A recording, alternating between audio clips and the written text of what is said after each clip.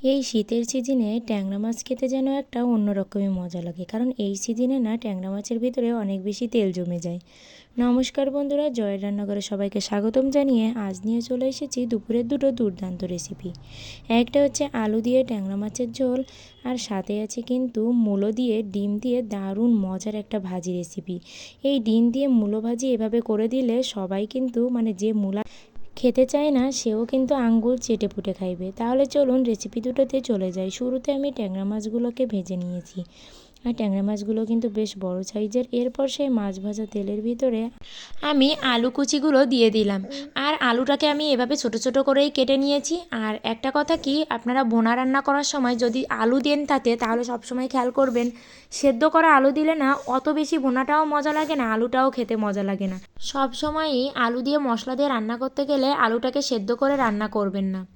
এবার আলুটাকে ভেজে নিয়ে আমি তেলের ভিতরে দিয়ে দিলাম পেঁয়াজ বাটা, রসুন বাটা। আর পেঁয়াজ রসুনটা আমি কখনোই মিহি করে বাটি না, আমি একটু আধা বাটা করি, তাতে যেন খেতে গ্রেভিটা খেতে বেশি মজা লাগে। আর এভাবে পেঁয়াজ রসুনটাকে ভালো করে নেড়েচেড়ে আমি ভেজে নিলাম। ভেজে নিয়ে এর ভিতরে দিয়ে দিলাম জিরা বাটা আর শুকনো লঙ্কা বাটা।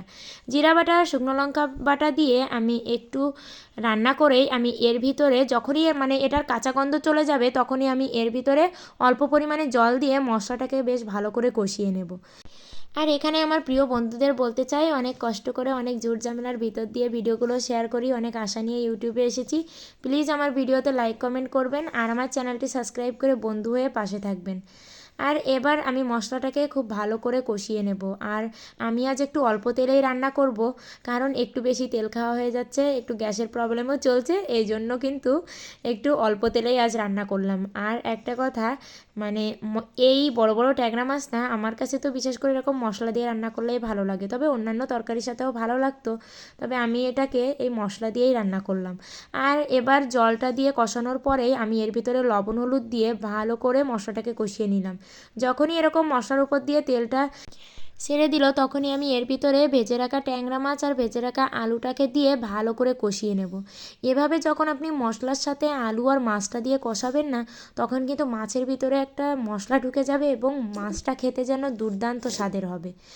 আর এবার এটাকে ভালো করে কষিয়ে নেব, আমি বেশ 2-3 মিনিট সময় নিয়ে কিন্তু এই আলু আর মশলাটাকে আর মাছটাকে কষিয়ে নেব। এবার আমি এর ভিতরে পরিমাণ মতো ঝোল দিয়ে দেব। আর ঝোল দেওয়ার পরে যদি একটু হলুদটা কম থাকে, আমি সেই অবস্থাতে একটু হলুদও দিয়ে দেব। আর এভাবে রান্না করতে থাকবো। আর আমি কিন্তু তরকারিতে একদমই গরম মশলাটা দেই না। খুব সম্ভব যখন অনেক মানুষজন হয়, যখন অনেক মানুষের রান্না থাকে, তখনই আমি তরকারিতে গরম মশলা দিই। কিন্তু অন্যান্য সময় কিন্তু আমি গরম মশলা ছাড়াই এই তরকারিগুলো রান্না করি, বেশ ভালোই লাগে। অনেকে বলে যে গরম মশলা দিলে বেশি মজা লাগে, কিন্তু আমার কাছে মনে হয় গরম মশলা দিলে গ্যাসের প্রবলেমটা একটু বেশি হয়। এভাবে দিলে কিন্তু গ্যাসটা মশলা দেওয়া তরকারি খেলেও গ্যাসটা অনেক বেশি কমে যায়। এবার ঝোলটা কমে আসতে আমি তরকারিটা নামিয়ে নিলাম। দেখুন গরম ধোয়া ওটা এমন তরকারি শীতের দিনে গরম ভাতে খেতে যেন দুর্দান্ত স্বাদের লাগে। আপনারা অবশ্যই একবার এভাবে ট্যাংরা মাছ রান্না করে খেয়ে দেখবেন, অনেক বেশি মজা লাগবে।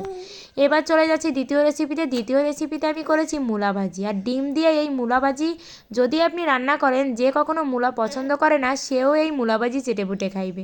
আগেও বলেছি, এখনও বলেছি, একবার হলেও এই রেসিপিটি করে খাওয়াবেন। আর আমি এখানে মূলার ভিতরে কিন্তু একটু আলুও দিয়ে দিয়েছি। আর এর উপরে আমি দিয়ে দিলাম চেরা কাঁচা লঙ্কা, তার ভিতর দিলাম পরিমাণ মতো লবণ আর পরিমাণ মতো হলুদ। লবণ আর হলুদ দিয়ে আমি এটাকে নাড়িয়ে চাড়িয়ে বেশ ভালো করে এটাকে মাখিয়ে নেব। মাখিয়ে নিয়ে এবার ঢাকনার সাহায্যে আমি ঢেকে এটাকে ভেজে নেব। এটা যখন একটু ভাজা ভাজা হয়ে আসবে এবং সেদ্ধ হয়ে আসবে, তখন আমি ঠিক মাছ বরাবর এভাবে জায়গা করব। জায়গা করে এর ভিতরে শুরুতে পেঁয়াজ আর রসুন কুচি দেব। পেঁয়াজ রসুন কুচি দিলে কিন্তু এটা আরও বেশি মজার হবে। পেঁয়াজ রসুন কুচি দিয়ে পেঁয়াজ রসুনটা যখন একটু নরম হয়ে আসবে, তখনই আমি এর ভিতরে দিয়ে দেব একটা ডিম।